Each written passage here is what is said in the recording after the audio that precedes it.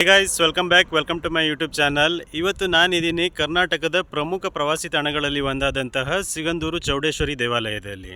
So Chowdeshwari ದೇವಾಲಯಕ್ಕೆ ಹೋಗುವ ಮೊದಲು ನಾವು ಕ್ರಾಸ್ ಮಾಡಬೇಕಾಗಿರೋದು ಭಾರತದಲ್ಲಿ ಅತಿ ದೊಡ್ಡವಾದಂತಹ ಎರಡನೇ ಅತಿ ದೊಡ್ಡದಾದಂತಹ ಹ್ಯಾಂಗಿಂಗ್ ಬ್ರಿಡ್ಜು. ಇದು ಹ್ಯಾಂಗಿಂಗ್ ಬ್ರಿಡ್ಜು ನೀವು ಕರ್ನಾಟಕದಲ್ಲಿ ನೋಡೋದಾದರೆ ಇದೇ ತುಂಬ ದೊಡ್ಡದಾದಂಥ ಹ್ಯಾಂಗಿಂಗ್ ಬ್ರಿಡ್ಜು. ಆಮೇಲೆ ಭಾರತದಲ್ಲಿ ನೋಡೋದಾದರೆ ಎರಡನೇ ದೊಡ್ಡದಾದಂತಹ ಹ್ಯಾಂಗಿಂಗ್ ಬ್ರಿಡ್ಜ್ ಇದು. ತುಂಬಾ ಅದ್ಭುತವಾಗಿದೆ. ಇದು ಶರಾವತಿ ನದಿಯ ಮೇಲ್ಭಾಗದಲ್ಲಿ ಕಟ್ಟಿರುವಂತಹದ್ದು. ಸೊ ಸಿಗಂದೂರು ಚೌಡೇಶ್ವರಿ ದೇವಾಲಯ ಇರೋದು ಸಾಗರದಲ್ಲಿ, ಆಮೇಲೆ ನಾವು ಇವಾಗ ಇರೋ ಪ್ಲೇಸು ಇದು ಶಿವಮೊಗ್ಗದಲ್ಲಿ. ಸೊ ಇವೆರಡು ನಗರಗಳನ್ನು ಸೇರಿಸುವಂತಹ ಹ್ಯಾಂಗಿಂಗ್ ಬ್ರಿಡ್ಜು ಇದು ದೊಡ್ಡದಾದಂತಹ ಬ್ರಿಡ್ಜ್ ಇದು. ಬನ್ನಿ, ತುಂಬಾ ಅದ್ಭುತವಾಗಿದೆ. ಇದರ ಮೇಲ್ಭಾಗ ಯಾವ ರೀತಿ ಇದೆ ಅಂತ ನೋಡೋಣ. ಅದಕ್ಕೂ ಮೊದಲು ನೀವೇನಾದರೂ ನನ್ನ ಯೂಟ್ಯೂಬ್ ಚಾನಲ್ನ ಮೊದಲು ನೋಡ್ತಾ ಇದ್ದರೆ kindly go ahead and subscribe, watch, like and also hit on bell icon to get all the future notification. Sigandur Chowdeshwari Devi locate ಆಗಿರೋದು ಸಾಗರ ಜಿಲ್ಲೆಯಲ್ಲಿ. ಆಮೇಲೆ ಈ ಹ್ಯಾಂಗಿಂಗ್ ಬ್ರಿಡ್ಜ್ ಸ್ಟಾರ್ಟ್ ಆಗೋದು ಅಥವಾ ಪ್ಲೇಸ್ ಇರೋದು ಶಿವಮೊಗ್ಗದಲ್ಲಿ. ಇನ್ನು ನೀವು ಸಿಗಂದೂರನ್ನ ರೀಚ್ ಆಗ್ತೀರಾ ಅಂತಂದರೆ ನಮ್ಮ ಶಿರ್ಸಿಯಿಂದ ಹೋಗೋದಾದರೆ ಆಲ್ಮೋಸ್ಟ್ ಒಂದು 100 ಕಿಲೋಮೀಟರ್ಸು. ನಡುವೆ ಸಿದ್ದಾಪುರದಿಂದ ಹೋಗೋದಾದರೆ ಆಲ್ಮೋಸ್ಟ್ ಒಂದು 60 ಕಿಲೋಮೀಟರ್ ಡಿಸ್ಟೆನ್ಸಲ್ಲಿ ಲೊಕೇಟ್ ಆಗಿರುವ ಒಂದು ಅದ್ಭುತವಾದಂತಹ ಟೆಂಪಲ್ ಇದು.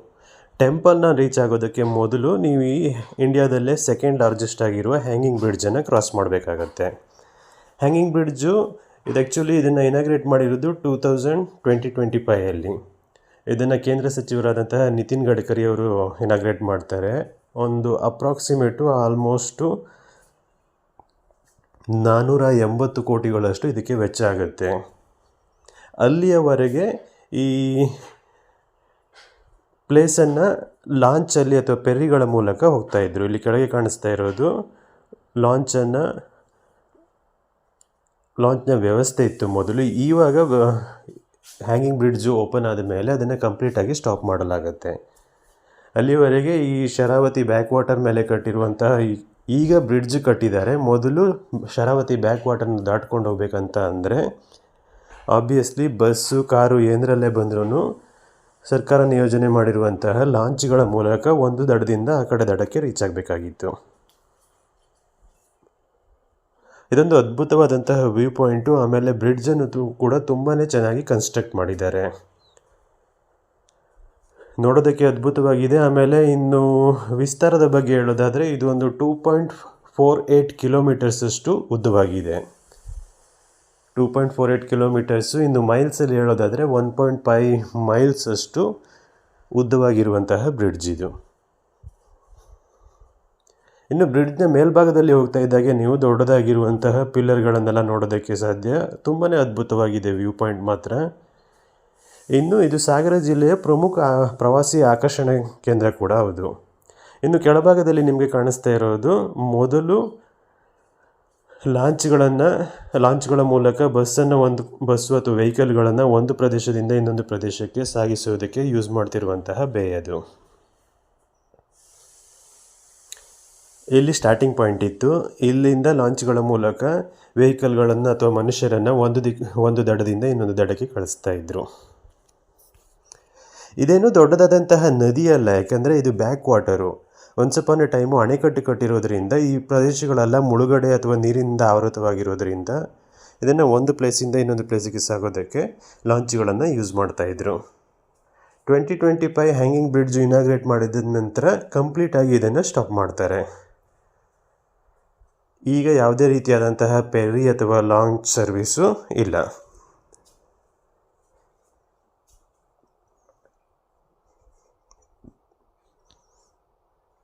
ಎಸ್ಪೆಷಲಿ ನೀವು ಸಾಗರ ಅಥವಾ ಶಿವಮೊಗ್ಗ ಭಾಗಕ್ಕೆ ಬರ್ತೀರ ಅಂತಂದರೆ ಈ ಪ್ಲೇಸನ್ನು ಮಸ್ಟ್ ವಿಸಿಟ್ ಮಾಡಲೇಬೇಕು.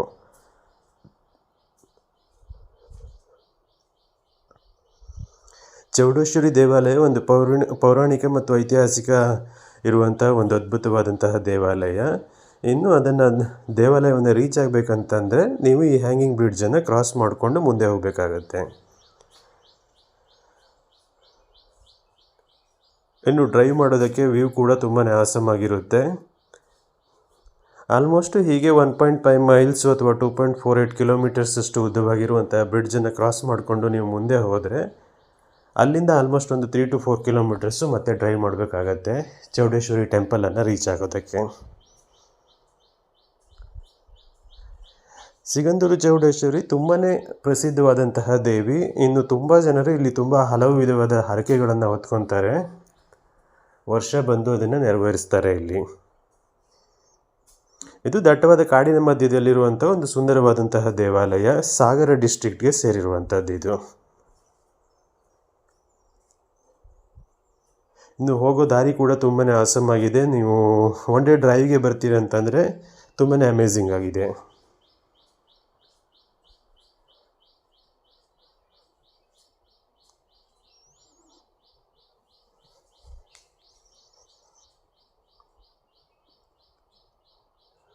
ಇನ್ನು ವೀಕೆಂಡಲ್ಲಿ ಹೋಗ್ತೀರಂತಂದರೆ ತುಂಬಾ ಕ್ರೌಡ್ ಇರುತ್ತೆ. ಈವನ್ ವೀಕ್ ಡೇಸಲ್ಲೂ ಜನ ಜಾಸ್ತಿ ಇರ್ತಾರೆ.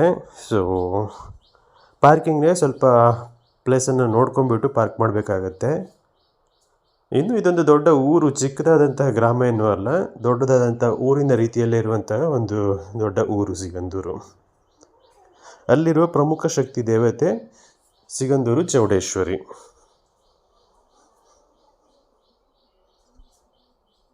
ಪಾರ್ಕಿಂಗ್ ಮಾಡಿಬಿಟ್ಟು ಸ್ವಲ್ಪ ಮುಂದೆ ನಡ್ಕೊಂಡು ಹೋಗ್ಬೇಕಾಗತ್ತೆ ದೇವಾಲಯವನ್ನು ರೀಚ್ ಆಗಬೇಕಂತಂದರೆ. ಇನ್ನು ಯಾವುದೇ ರೀತಿಯಾದಂಥ ಎಂಟ್ರಿ ಫೀಸ್ ಏನೂ ಇಲ್ಲ ಇಲ್ಲಿ. ಆದರೆ ನೀವು ಪಾದರಕ್ಷೆಗಳನ್ನು ಹೊರಗಡೆ ಬಿಟ್ಟು ಹೋಗಬೇಕಾಗತ್ತೆ. ಅದಕ್ಕೊಂದು ಸ್ವಲ್ಪ ಚಿಕ್ಕದಾದಂಥ ಅಮೌಂಟ್ ಇರುತ್ತೆ ಅಷ್ಟೇ.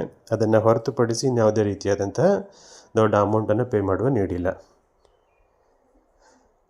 ಇದು ಅದ್ಭುತವಾದಂತಹ ಸಿಗಂದೂರು ಚೌಡೇಶ್ವರಿಯ ದೇವಾಲಯದ ಎಂಟ್ರೆನ್ಸು.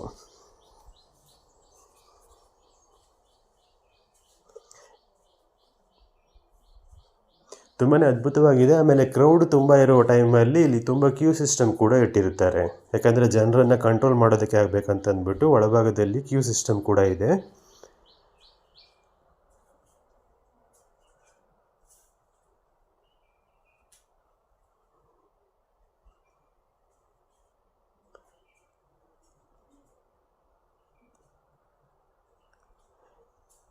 ಇದು ಸಾಗರ ಜಿಲ್ಲೆಯ ಪ್ರಮುಖ ಪ್ರವಾಸಿ ತಾಣ ಮತ್ತು ಆಕರ್ಷಣೀಯ ಕೇಂದ್ರ ಕೂಡ ಹೌದು. ಆದ್ದರಿಂದ ತುಂಬಾ ಜನ ಇಲ್ಲಿ ವಿಸಿಟ್ ಮಾಡ್ತಾರೆ. ಎಸ್ಪೆಷಲಿ ನೀವು ಸಾಗರ ಶಿವಮೊಗ್ಗ ಭಾಗದಲ್ಲಿ ಇದ್ದೀರಂತ ಅಂದರೆ ಇದೊಂದು ಮಸ್ಟ್ ವಿಸಿಟ್ ಪ್ಲೇಸು.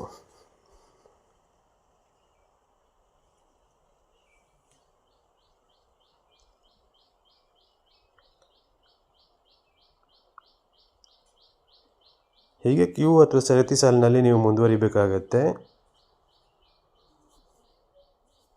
ಅಂದರೆ ನಾವು ಹೋದಾಗ ತುಂಬ ಕ್ರೌಡ್ ಏನಿರೋದ್ರಿಂದ ನಮಗೆ ದರ್ಶನ ಒಳಭಾಗಕ್ಕೆ ಎಂಟ್ರೆನ್ಸ್ಗೆ ಹೋಗೋದಕ್ಕೆ ಬೇಗನೆ ಆಯಿತು.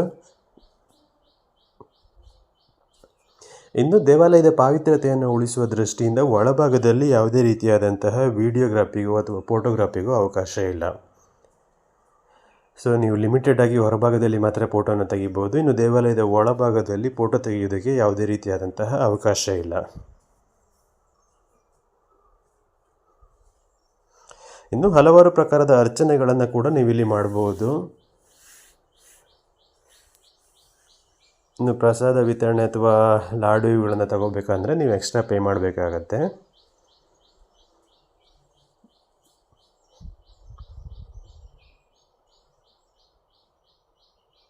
ಇದು ದೇವಾಲಯ ತುಂಬಾ ದೊಡ್ಡದಾಗಿದೆ. ಆಮೇಲೆ ತುಂಬಾ ವೆಲ್ ಮೇಂಟೈನ್ ಮತ್ತು ಕ್ಲೀನಾಗಿ ಮೇಂಟೈನ್ ಕೂಡ ಮಾಡಿದ್ದಾರೆ.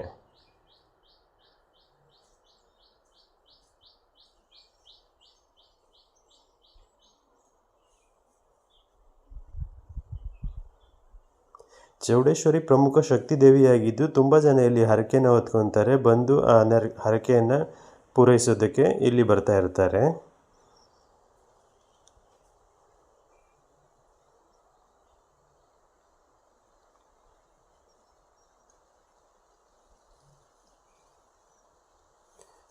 ಇನ್ನು ಇಲ್ಲಿನ ಪ್ರಮುಖವಾದಂಥ ವಿಚಾರ ಏನಪ್ಪ ಅಂತಂದರೆ, ಇನ್ನು ಹೊರಭಾಗದಲ್ಲಿ ಎಲ್ಲ ದಿನದಲ್ಲಿ ಕೂಡ ಇಲ್ಲಿ ಅನ್ನ ಸಂತರ್ಪಣೆ ಕೂಡ ಇರುತ್ತೆ. ದೇವಾಲಯದಲ್ಲಿ ಒಂದು ಅದ್ಭುತವಾದಂತಹ ಊಟವನ್ನು ಕೂಡ ಕೊಡ್ತಾರೆ. ಬರುವಂತಹ ಭಕ್ತರು ಇಲ್ಲಿ ಮಧ್ಯಾಹ್ನದ ಹೊತ್ತಿಗೆ ಊಟವನ್ನು ಕೂಡ ಸವಿಬಹುದು.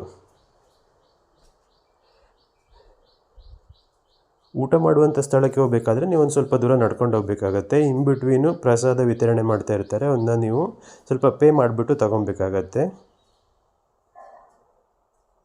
ಇದೆಲ್ಲ ದೇವಾಲಯದ ಮುಂಭಾಗ. ಸೈಡಿನಲ್ಲಿ ನೀವು ಹೋಗೋದಾದರೆ ಅನ್ನಸಂತರ್ಪಣೆಗೆ ಹೋಗೋದಾದರೆ ಬಲಭಾಗದಿಂದ ಮುಂದುವರಿಬೇಕಾಗತ್ತೆ.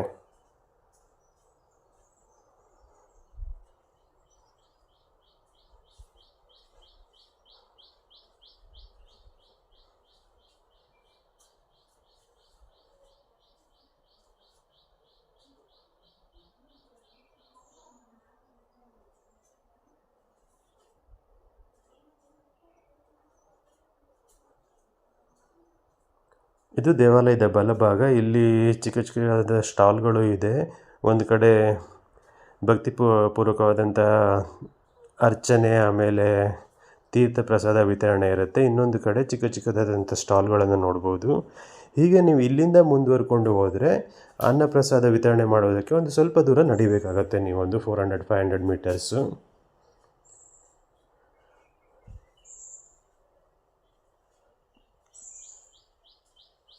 ಇದು ಊಟ ಮಾಡೋಕ್ಕೆ ಹೋಗುವಂಥ ಕ್ಯೂ ಅಥವಾ ವೇ ಅಂತ ಹೇಳ್ಬೋದು. ಈ ಬೇದಲ್ಲಿ ನೀವು ನಡ್ಕೊಂಡು ಹೋಗಬೇಕಾಗತ್ತೆ.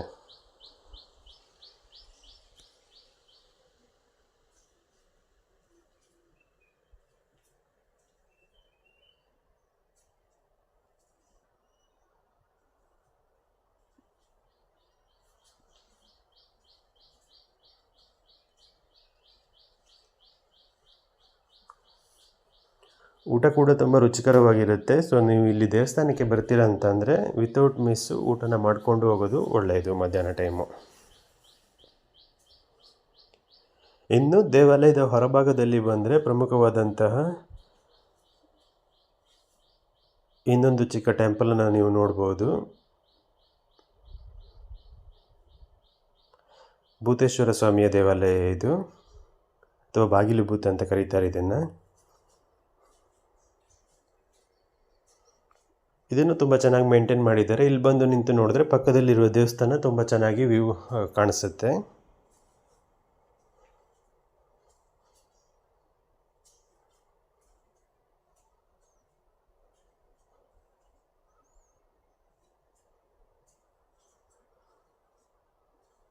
ಇದನ್ನು ಕೂಡ ವೆಲ್ ಮೇಂಟೈನ್ ಮಾಡಿದ್ದಾರೆ. ಸೊ ನೀವು ದೇವಾಲಯವನ್ನು ವೀಕ್ಷಣೆ ಮಾಡಿಬಿಟ್ಟು ಊಟವನ್ನು ಸವಿದ್ಬಿಟ್ಟು ನಂತರ ಇಲ್ಲಿ ಬಂದು ದೇವರನ್ನು ವೀಕ್ಷಣೆ ಮಾಡ್ಬೋದು. ಹೋಪ್ ಈ ವಿಡಿಯೋ ನಿಮಗೆ ಇಷ್ಟ ಆಗಿದೆ ಅಂದ್ಕೊತೀನಿ. ಇಷ್ಟ ಆದರೆ ನನ್ನ ಯೂಟ್ಯೂಬ್ ಚಾನಲ್ನ ಸಬ್ಸ್ಕ್ರೈಬ್ ಮಾಡಿ, ಆಮೇಲೆ hit on bell icon to get all the future notification. ಹಾಗೆ ಯಾರು ಸಿಗಂದೂರು ಕ್ಷೇತ್ರಕ್ಕೆ ಬರಬೇಕಂತ ಅಂದ್ಕೊಂಡಿದ್ದಾರೋ ಸೊ ಅವರಿಗೆ ಈ ವಿಡಿಯೋನ ಶೇರ್ ಮಾಡಿ, ಯಾಕಂದರೆ ಇದರಲ್ಲಿರುವ ಮಾಹಿತಿಗಳು ಅವರಿಗೆ ಯೂಸ್ಫುಲ್ ಆಗಿರ್ಬೋದು.